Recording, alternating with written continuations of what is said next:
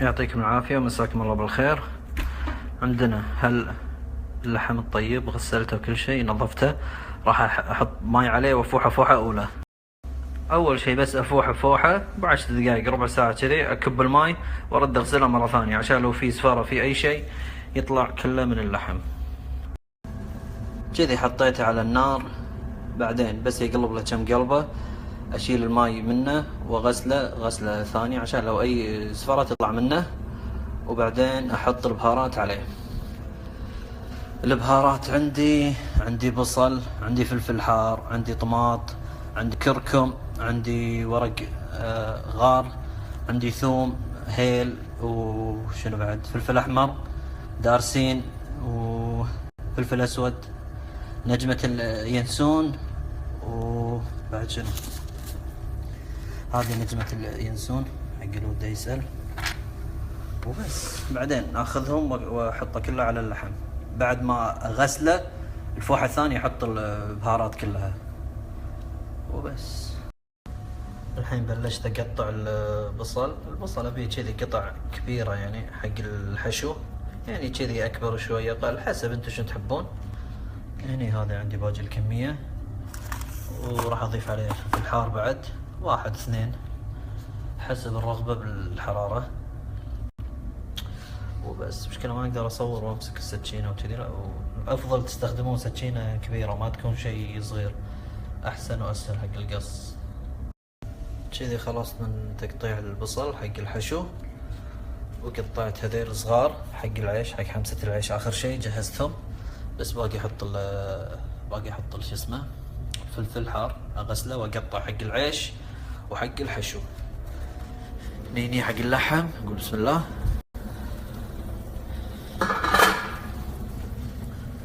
بس الحين دام فاح وقلب له كم قلبه، مع ان الماي شكله نظيف ما في وايد شيء، بس راح اغسله، راح اشيل الماي اللي فيه كله وارد احط ماي نظيف وفوحه مرة ثانية عشان لا يطلع فيه لا زفرة ولا شيء، يطلع طعمه 100.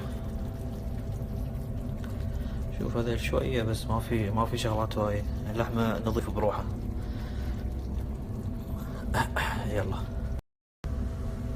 الحين غسلت اللحم ورديته مرة ثانية ماي نظيف، راح انزل البهارات اللي ذكرتها مع الكركم، بس ما بي شيء ثاني غير الكركم عشان يعطيني شوية لون، وعشان الزفرة ما زفرة الكركم زين ويعتبر مفيد وكل شيء. بس الحين اخليه لين يطبخ. الملح طبعا راح احط الملح اخر نص ساعة تقريبا، لان الملح يأخر عملية الطباخ، يعني كنا يمسك باللحم يخليه يتأخر ما يستوي بسرعة، فراح احط الملح متأخر.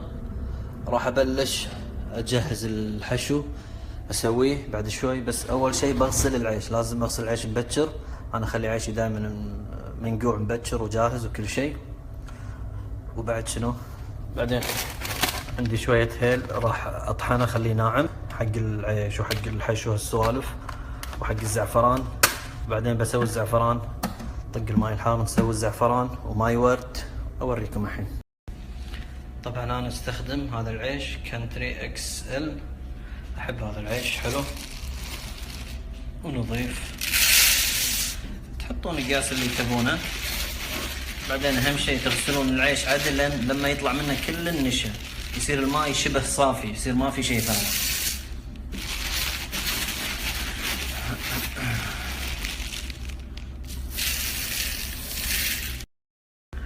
شوف شلون لونه ابيض الحين، هذا كل النشا يطلع من العيش.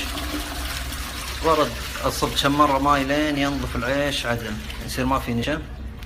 ارد احط الماي عليه، اذا في اي شيء نحاول نشيله علشان اشيله الحين. حرك كذي بعد شوي فوق تحت، ما يطيح مني الحين.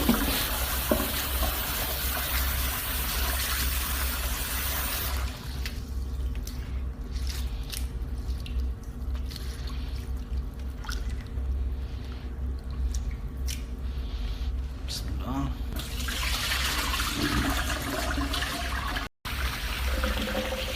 بس من وصلنا للمرحلة هذه العيش الماي نظف، شوفوا شلون لون الماي، طبعا غسلته ما ادري كم مرة وايد، المهم يصير نظيف العيش. بس راح اسكر عليه الحين بيد واحدة ما شاء الله بحركة هناك. راح احط عليه شوية ملح وشوية خل. الخل يساعد انه يعطيه لون حلو ابيض وكذي. ان شاء الله شاحن ما يعلق.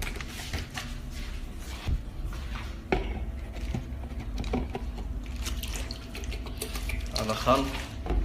هذا الأشجار اللي سويته امس حاطه كذي على الدريشة حق اللي يسأل. والحين نبي الملح الملح الملح الملح. نبي نزيده بعد ملح ورشة ملح بسيطة بس. حركة شوي عشان كله يصير مخلوط عدل ويصير جاهز وبس. بطحن هيل ابي ناعم عدل.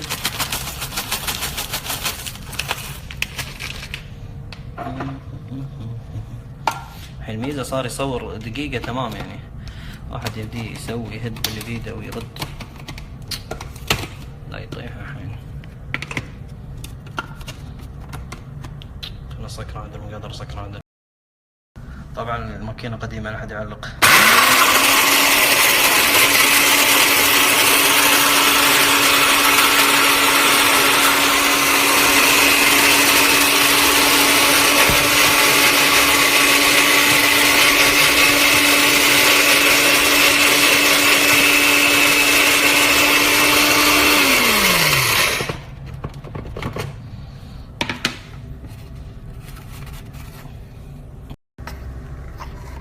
بس كذي مطحون زين. هذا استخدمه اذا بحطه على العيش، بحطه على الحشو، اي شيء. دائما تطحنون نفس اليوم وايد يصير طعم احلى واقوى يعتبر.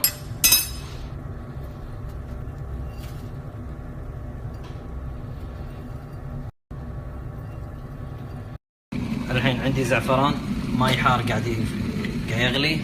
عندي صبغة الزعفران او صفار الزعفران، اي نوع تستخدمون اللي تحبونه او اللي متوفر عندكم. والله في قفشة طلعت اخر، راح اخذ شوي منه. بسم الله. صب ماي حار.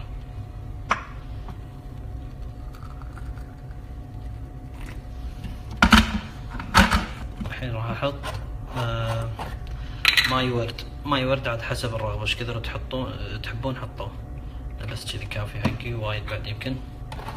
وبس راح اخليه صوب النار يعني، او يكون هني مكان دافي عشان يبدا ياخذ لون اغمج ويصير احلى. ويصير تحطون الهيل، بس انا احط الهيل دايركت على العيش على طول، ويصير تخلطون معاه هيل. يصير تسوون كميه كبيره تخلونه بالثلاجه، يبرد تدخلونه بالثلاجه تخلونه يوم. الحين راح ابلش بالحشو او البصل.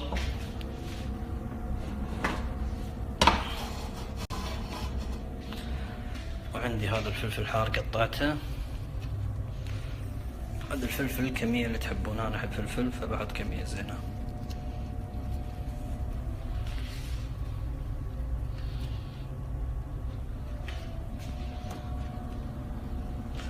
الحين ما راح احط ماي ولا شيء، بروحه بدون زيت بدون شيء، لين تصير المقلاة حارة عدل ويبدأ البصل يطلع الماي اللي فيه. بس راح ارش رشة ملح وسكر. الملح يساعد انه يطلع شو اسمه الماي اللي بالبصل. السكر يعطيني يسمونه يساعد انه يتكرمل بسرعة ويعطيني لون حلو.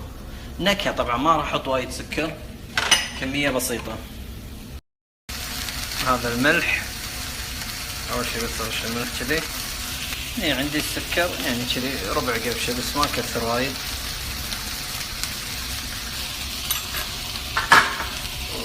ابدا اخلط شوي شوي، ابي لين ينشف عدل.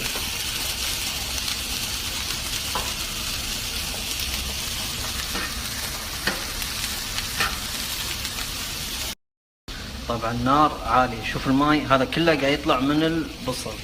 انا ما حطيت لها ولا قطرة ماي، ما حطيت ولا شيء. شوفوا ترس ماي. البصل يكون متروس ماي، عشان كذي الفكرة ان ننشف البصل من ماي اول شيء. اخر شيء راح نحط الزيت او السمن، اي شيء شنو تحبون حطوه. صار راح اخلط شوية زيت شوية سمن. السمن يعطيني نكهة حلوة. شوفوا البصل بعد بلش لونه يتغير، صار كله ابيض عدل كذي.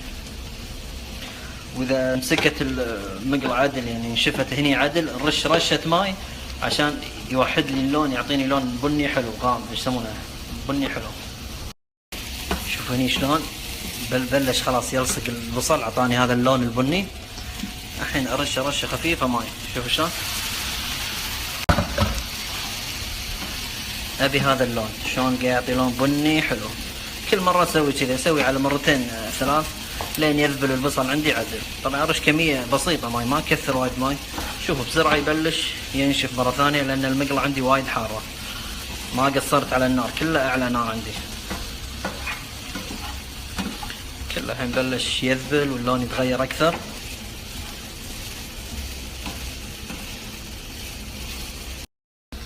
الحين البصل تقريبا عندي ذبل. عندي هذا الكشمش او الزبيب، نظفته وغسلته ورشه عليه. للحين ما حطيت زيت ولا شيء، هذا عندي سمنه شوي نطرها تفتش تذوب، وعندي زيت مجهزه بعد. اول شيء راح احط رشه زيت عشان بس لا يمسك، بعدين اضيف السمنه. عندي رشه زيت كذي بسيطه، واحرك بعد. الحين قصرت على النار شوي عشان اقدر اسوي كل شيء على راحتي ما توهق. الحين باخذ من السمن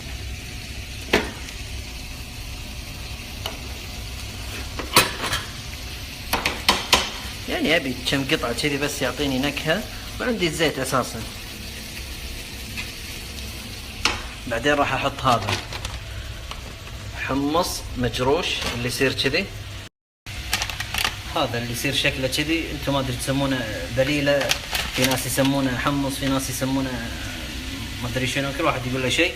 طبعا انا عندي فايحه من زمان وكل شيء، بس مثلجه عندي لانه كان كميه، فبحطه على طول كله على عداله. الحين ابلش اخلط كل شيء مع بعض عدل. حطيت هني قطعه سمن، ابلش اخلط، وراح احط بهارات الحشو من شيخة الكويت ام بدر. هذه بهاراتي صار لي كم سنه استخدمهم، وايد عجيبه بهاراتها وحلوه. راح اخذ شويه بهار حشو،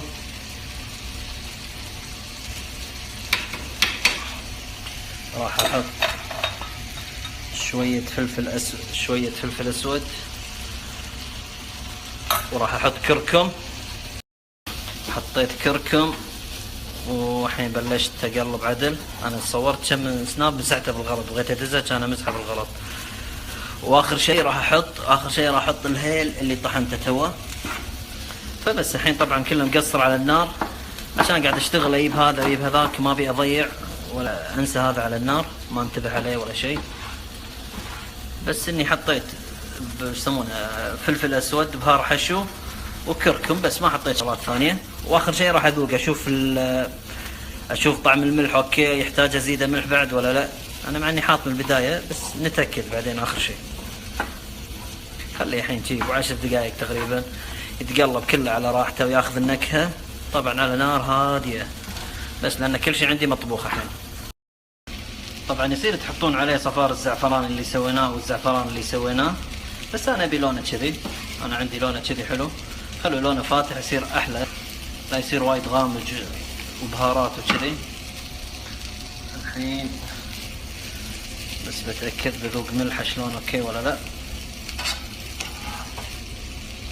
طبعا الطبخة قاعد اسويها انا مسويها اكثر من مرة، ومنزلها بالانستغرام ويوتيوب وكل شيء، بس في ناس قاعد يقولوا لي عيدها بعد ونبي نشوفها وانت تطبخها. قلت ان شاء الله متى ما صارت فرصة راح اسويها معاكم. الحين سويت تست على الحشو، انا لازم اذوق كذي بروحه.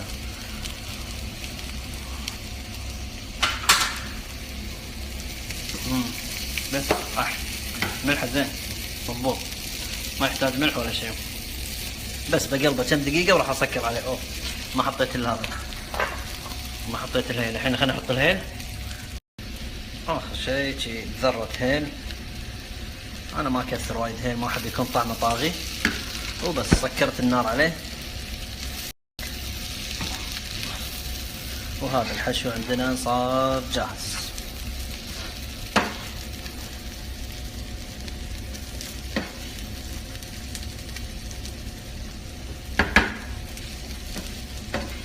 طريقته سهلة وما يبي له ولا شيء، بس انه خطوات نسويها ويطلع معانا شيء مضبوط ولذيذ.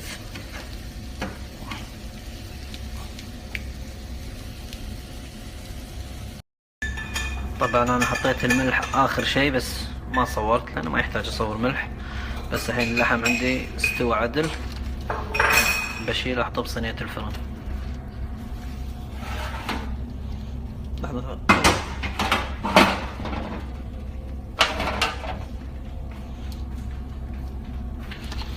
هذه القطعة من الشغلات الأساسية. شوف قاعدة تطق توصل للعظم وتطلع مضبوط 100 100. أنا أخلي الماي مالح شوي، يعني في درجة ملوحة، عشان يصير اللحم فيه ملوحة، ما يصير اللحم ناشف يسمونه ما في طعم ملح. لأن الباقي نقدر نحط ملح اللي حق العيش، بس اللحم بعدين إذا كان ناقص ملح ما نقدر نزيد له ملح. بسم الله. واحلى شيء بالنسبة لي دائما الضلع او الكتف، هذا قطع كلها قطعة كتف من هذه القطع اللذيذة. الحين راح ارش عليهم هيل وشوية زعفران وادخلهم الفرن. دخل الفرن اخلي الفرن حار عدل، بس ياخذ لون بسيط جدا واطلعه، بس لانه هو مطبوخ وجاهز، بس ياخذ لي لون. الصينية انترست بعد. الحين صفيت الماي وشلت اللحم، راح احط شوية زيت عادي، وراح انزل البصل اللي قطعته صغار مع فلفل حار، واحمس البصل عدل لين يتغير لونه يصير بني فاتح كذي حلو. راح اضيف عليه نفس بهار مشكل حق اللحم، يعني حق المكبوس وكذي. شوف البهار وينه.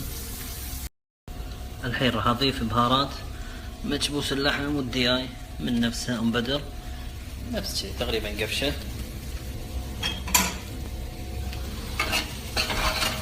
وحمسها مع البصلة بس قلبتين ثلاث، وراح اضيف الماي.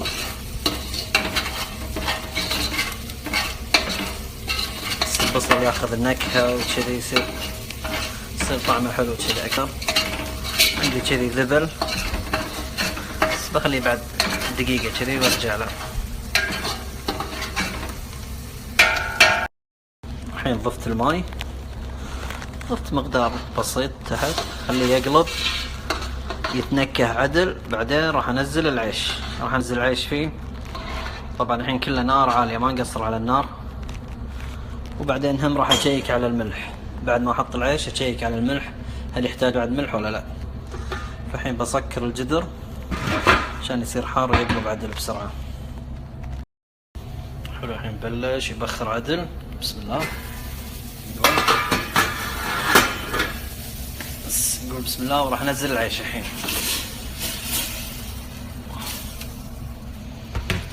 الحين احركه اوازن الماي عدل، وراح اضيف ماي عليه بعد. الحين بس حطيت الماي وكل شيء، بقايس الماي تقريبا. شوفوا الماي ليه تحت الخط بشوي تقريبا، هذا القياس. الحين بشوف ملحه شلون. بسم الله. بس ملحه زين. راح احط بعد كذي 2 بس. اسكر على الجدر اخليه لين يبخر عدل وينزل مايه، بعدين اقصر على النار وارجع لكم بعد شوي. النار حامية طبعا، اعلى شيء، ما قصرت على النار للحين اعلى نار. هني عندي الزعفران، راح امسح فيه اللحم يعطيني نكهة ولون.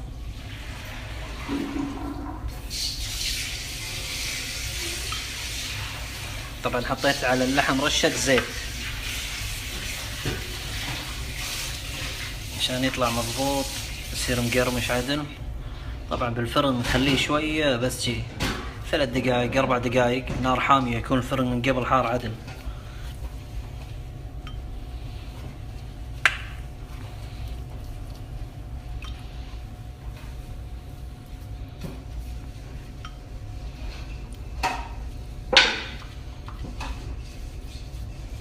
هذا زعفران بروحه بدون صبغة، عشان كذي ما قاعد يعطي وايد لون، نفس الأحمر عدل مع الصبغة.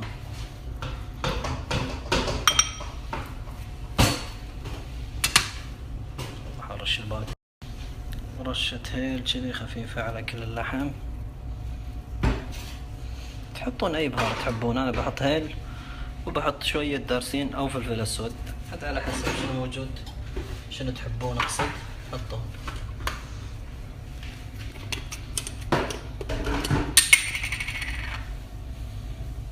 رشة بسيطة جدا جدا متشية بالهواء، يدوب يحوشه شي طشاري خفيف.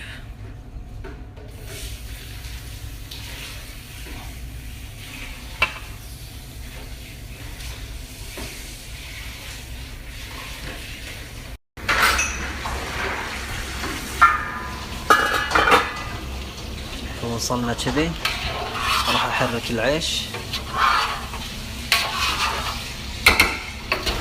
يعني اقلبه شوي فوق تحت تحت فوق عشان يتشرب العيش كله عدل.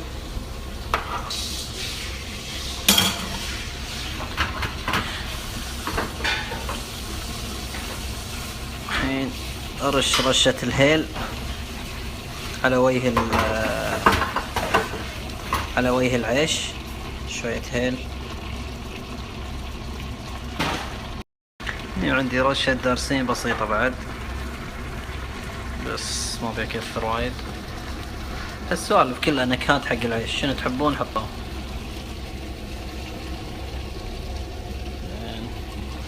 اخر شيء عندي هني الزعفران، راح احط بالنص بس الزعفران.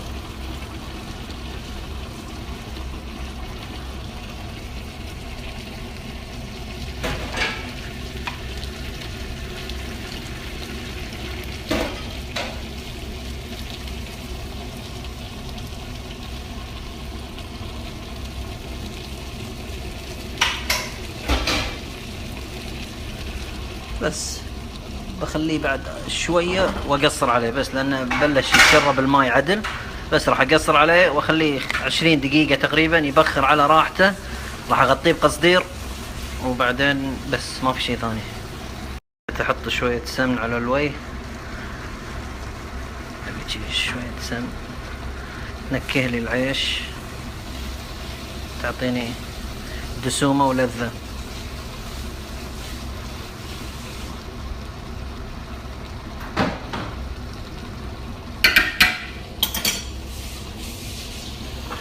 قصرت على النار كلش، الحين بجيب القصدير اسكره عدل واوريكم شكله اخر شيء.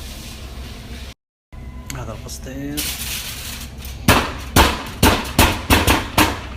حطيت حديدة، بشيل الجذر احطه هني، باقي شيل الجذر مو حار، لا ماسكه بس حركين.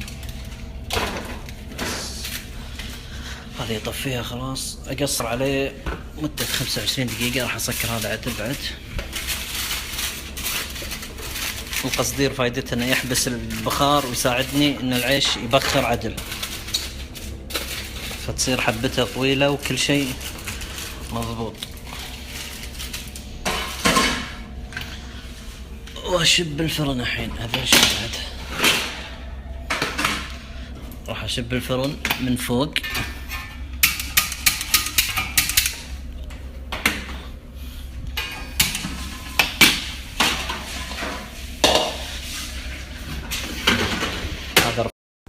احط لهم شوية سيرفس بعد، ريحان، فلفل بارد والليموناضة كذي. شلون غطيته عدل كل مكان. الحين الفرن صار حار عدل، بطلته، ندخل اللحم بس كم دقيقة واطلع، بس ياخذ لون بسيط جدا. حاط النار فوق وتحت، مبطلهم اثنينهم على الاخر حده، بس ياخذ لون بسيط. اوريكم شكله الحين. هذا عندي الدقوس، الدقوس طبعا جاهز مسوي من زمان، حاطه بالثلاجة. ان شاء الله على يوم ارد اسويه مرة ثانية، مع انه موجودة طريقته بالانستغرام باليوتيوب، موجودة طريقته كاملة بالشرح، بس ان شاء الله مع الايام هم ارد اسويه هني، ارد اسويه معاكم هني. ما يبي له شيء، ترى تحمسون شوية ثوم مع زيت، بس تبين ريحة الثوم، تحطون معجون الطماط تحمسونه، بعدين تحطون الطماط ورشة ملح، رشة سكر بسيطة عشان يعادل حموضة الطماط وكذي. وبعدين لين يطبخ الطماط تضربونه بالخلاط وملح وبس خالصين وفلفل. الحين هذا مطبوخ جاهز، حطه على النار دورتين بس يصير حار، عشان ما حطيته فوق العيش فاسوي هالطريقة بس فرتين ثلاث يصير دافي كذي، ما بي وايد حار لان العيش راح يكون حار وكل شيء حار، فعشان نقدر ناكل على قولتهم ما نحترق. شوف صوت، شوف بلش يبقبق صوته. بنطر عليه بعد دقيقتين وابطل عليه بس كذي فرتين صار دافي. بسكر عليه خليه على شو لهني مكان دافي. والحين بجيك على اللحم، نقول بسم الله. بس صار وايد بعد.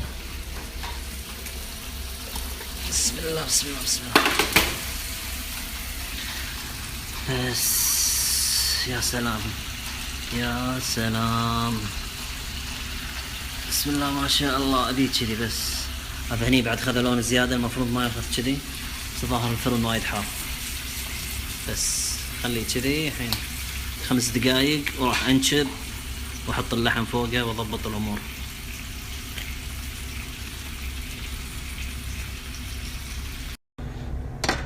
نحط الدقوس، بنطر عليه شويه يبرد عشان بلاستيك هني لا يخترب. ايش في جاي يبخر كذي ما ادري ايش يبي بعيد عن كل شيء. يا رب الريحه قويه. خلينا نحط الدقوس الحين. بسم الله.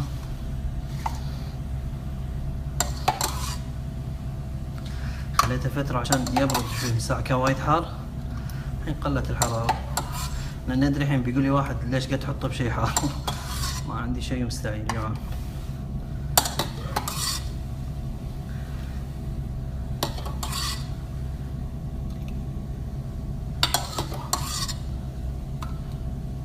بسم الله.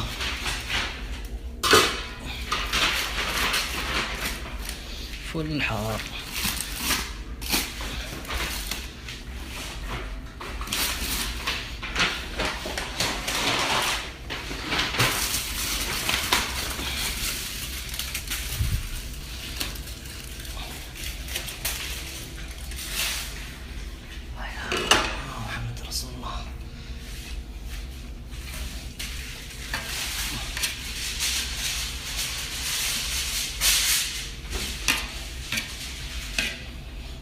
ترى قاعد اصور وقاعد انجب بنفس الوقت، فالتصوير لك عليكم لك عليكم. انت قاعد اخربط بعد. بسم الله يا رب.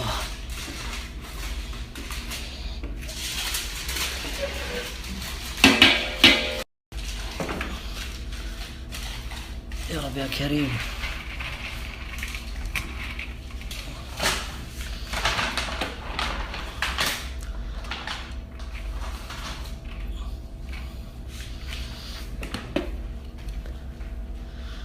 طلع اللبن.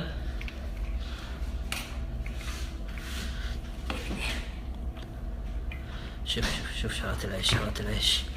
هذا عيش كانتري اكس ال.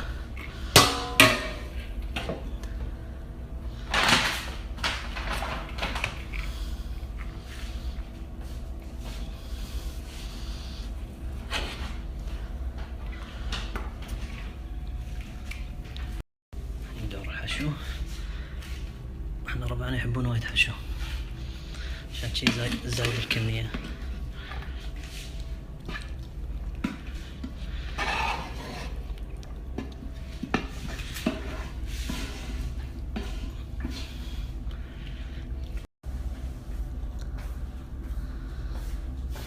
اخر ريحة قتالة.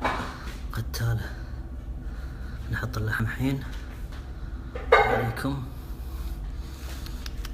بسم الله بسم الله بسم الله. أوه.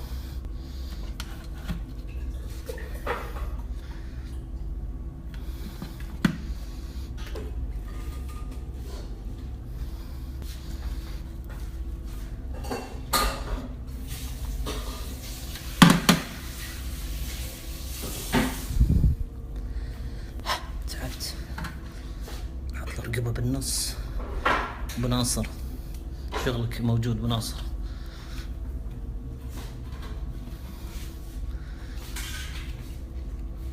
يلا يبي قصدير. شوف يلا حط قصدير بسرعة عشان نمشي.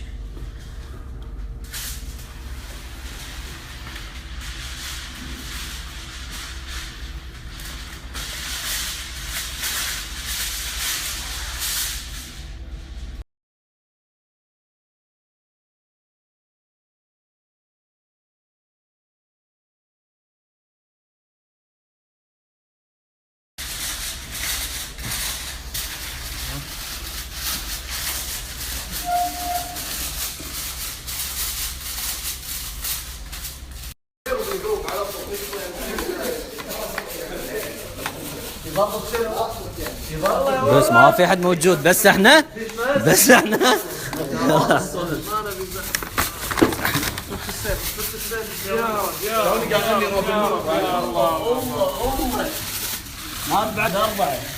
لا غلطان الحين شبعان. قوم يا ما ايش اقول لك الحين. ترى قال مالي بس صعد تو. صدق؟ لا هم زين. حمزه دم شوي. حمزه قوم ما يعرف. ما راح واكل شيء ايش باكل؟ تعال حسن. لعب جرجير اقول لكم. صالح اسماعيل ما يحب الجرجير. انا؟ طلب بشكل عام وايد. عندي الاسترالي وايد يطلب اكثر من العربي.